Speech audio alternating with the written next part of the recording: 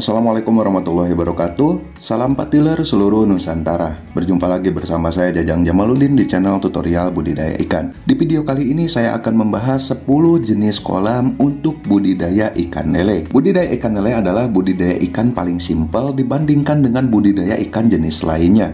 Budidaya ikan lele bisa kita lakukan di kolam darat yang praktis dan efisien. Berikut ini adalah jenis-jenis media atau bahan yang bisa kita gunakan untuk membuat kolam lele. Penjelasan ini meliputi jenis media kolam, fungsional, harga, dan kekuatan dari bahan tersebut. Silahkan kalian pilih jenis kolam mana yang akan kalian gunakan. Tentunya sesuaikan dengan modal, kemampuan teknis, segmen budidaya, kepemilikan lahan, dan alur budidaya ikan lele kalian.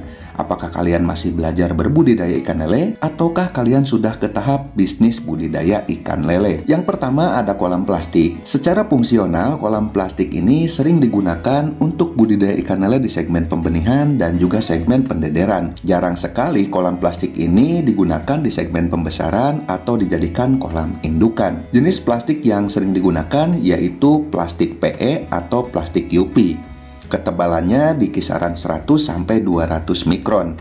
Dikarenakan plastik ini cukup tipis dan mudah sekali bocor, jadi kolam plastik ini jarang digunakan di segmen pembesaran ataupun dijadikan kolam indukan karena rentan sekali bocor. Untuk harga dari kolam plastik ini sangat murah sekali, bahkan saya merekomendasikan kepada para pemula yang ingin belajar berbudidaya ikan lele untuk menggunakan kolam plastik terlebih dahulu. Nanti kalau sudah paham, kalau sudah bisa budidaya ikan lele, silahkan ganti media kolamnya dengan yang lebih kuat. Untuk kekuatan dari kolam plastik ini, masa pakainya kurang lebih 1 tahun, itu pun tergantung pemakaian dan perawatan. Jika selama masa pemakaian kalian rapi, kalian apik memakainya dan juga bisa merawatnya, kolam plastik ini bisa digunakan kurang lebih 1 tahun. Tapi sebaliknya jika kalian tidak bisa merawatnya, mungkin umur kolam plastik ini bisa lebih pendek lagi. Yang kedua yaitu kolam terpal. Secara fungsional, kolam terpal sering digunakan untuk budidaya ikan lele di segmen pembenihan, segmen pendederan, segmen pembesaran, bahkan dijadikan kolam indukan. Untuk jenis terpal itu sangat banyak sekali, dari mulai yang tipis, yang sedang, ataupun yang tebal. Untuk harganya sendiri, relatif tergantung merek dan ketebalan. Untuk kekuatan dari kolam terpal ini, kurang lebih 2 atau 3 tahun, tergantung merek, ketebalan, dan tergantung pemakaian juga perawatan kalian. Jika kalian apik dan rapi selama menggunakan kolam terpal ini, mungkin kolam terpal bisa digunakan dalam jarak waktu 2-3 tahun. Tapi kalau kalian jorok dalam menggunakannya, ditambah lagi kalian tidak bisa merawatnya, mungkin kolam terpal ini bisa lebih pendek lagi umurnya. Yang ketiga ada kolam baliho. Secara fungsional, kolam baliho ini sering digunakan di budidaya ikan lele segmen pembenihan, segmen pendederan, segmen pembesaran, dan juga bisa dijadikan untuk kolam indukan. Untuk harga dari kolam baliho ini tergantung jenis dan ketebalan. Apabila kalian memilih yang agak tipis sedikit, mungkin harganya bisa lebih murah. Tetapi jika kalian memilih kolam baliho yang cukup tebal, mungkin harganya bisa lebih mahal. Untuk kekuatan dari kolam baliho ini, kurang lebih 5-6 tahun, itu pun tergantung jenis, tergantung ketebalan, tergantung pemakaian dan juga perawatan. Selama kalian bisa merawatnya dan bisa menggunakannya dengan rapi, mungkin kolam baliho ini bisa awet kita gunakan. Yang keempat, ada kolam jenis terpauline orchid. Secara fungsional, kolam terpauline orchid sering digunakan untuk budidaya ikan lele segmen pembenihan, segmen pendederan, segmen pembesaran, dan juga bisa dijadikan kolam indukan. Untuk harganya sendiri cukup mahal, mengingat kualitas dan bahan yang digunakan itu kualitas terbaik. Terpauline orchid terkenal dengan terpal yang tebal, dengan bahan dan kualitas yang terbaik, jadi harganya cukup mahal. Untuk kekuatan dari kolam terpauline orchid ini kurang lebih di kisaran 7-8 tahun, tergantung pemakaian dan perawatan. Jika selama pemakaian kalian apik dan juga bisa merawatnya, mungkin kolam terpauline orchid ini akan lebih awet lagi. Yang kelima ada kolam fiberglass. Secara fungsional, kolam fiberglass sering digunakan untuk budidaya ikan lele di segmen pembenihan, segmen pendederan, segmen pembesaran, dan juga bisa dijadikan kolam indukan. Untuk harganya sendiri, kolam fiberglass ini cukup mahal, mengingat bahan-bahan yang digunakannya pun sangat berkualitas dan kekuatannya pun tidak diragukan lagi. Untuk kekuatan dari kolam fiberglass ini kurang lebih 10 tahun, itu pun tergantung pemakaian dan perawatan kalian. Selama kalian bisa menjaganya, selama kalian bisa menggunakannya dengan apik, Mungkin kolam fiberglass ini bisa kita gunakan seumur hidup. Yang keenam, ada kolam kaca atau kolam akuarium.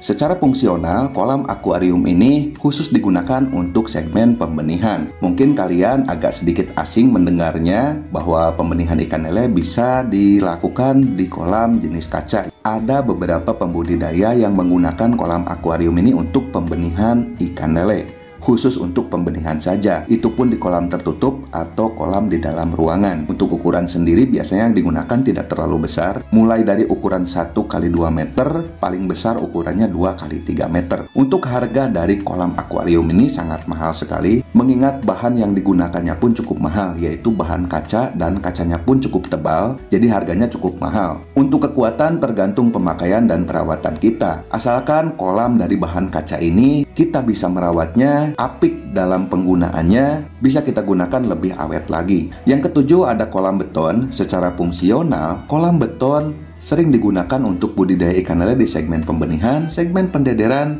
segmen pembesaran, dan juga dijadikan kolam indukan. Untuk harganya sendiri cukup mahal karena memang kualitas dan bahan-bahan untuk membuat kolam beton ini cukup mahal juga. Jadi harganya cukup mahal. Kekuatan dari kolam beton ini kurang lebih 15 tahun tergantung pemakaian dan perawatan kita. Selama kita apik dalam penggunaannya, kita bisa merawatnya, mungkin kolam beton ini bisa kita gunakan seumur hidup. Nomor 8, ada kolam tanah. Secara fungsional, kolam tanah sering digunakan di budidaya ikan lele segmen pembesaran dan juga bisa dijadikan kolam indukan. Kolam tanah tidak bisa digunakan untuk segmen pembenihan. Kalau untuk segmen pendederan, mungkin sebagian orang ada yang melakukannya di kolam tanah. Untuk harganya sendiri, kolam tanah sangat mahal sekali karena mengukur sebidang tanah itu harganya berapa.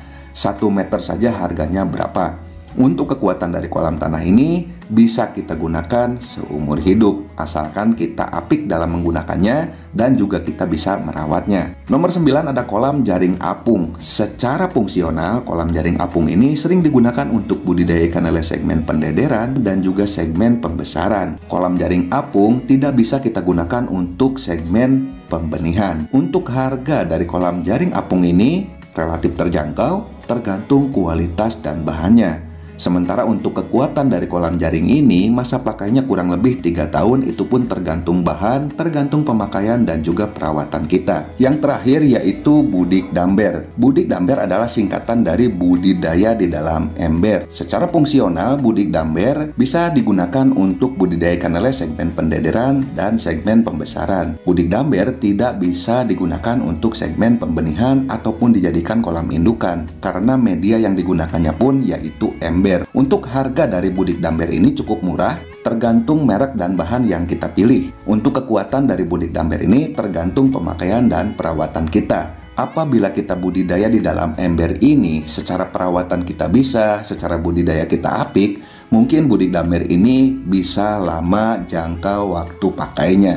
Itu dia sahabatku semua, 10 jenis kolam yang bisa kita gunakan untuk berbudidaya ikan lele. Silahkan kalian pilih, sesuaikan dengan modal, kemampuan teknis, dan lahan yang kalian miliki. Jika kalian suka dengan video ini, silahkan dukung saya dengan cara klik tombol subscribe-nya, lalu nyalakan tombol loncengnya agar kalian senantiasa mendapatkan pemberitahuan di setiap video yang saya bagikan di channel ini. Jika dirasa video ini bermanfaat, silahkan tekan tombol share lalu bagikan video ini ke media sosial kalian agar yang belum tahu bisa menjadi tahu. Mohon maaf apabila ada salah-salah kata dalam penyampaian saya. Saya tutup. Assalamualaikum warahmatullahi wabarakatuh. Salam sukses untuk seluruh pembudidaya ikan lele di seluruh Nusantara.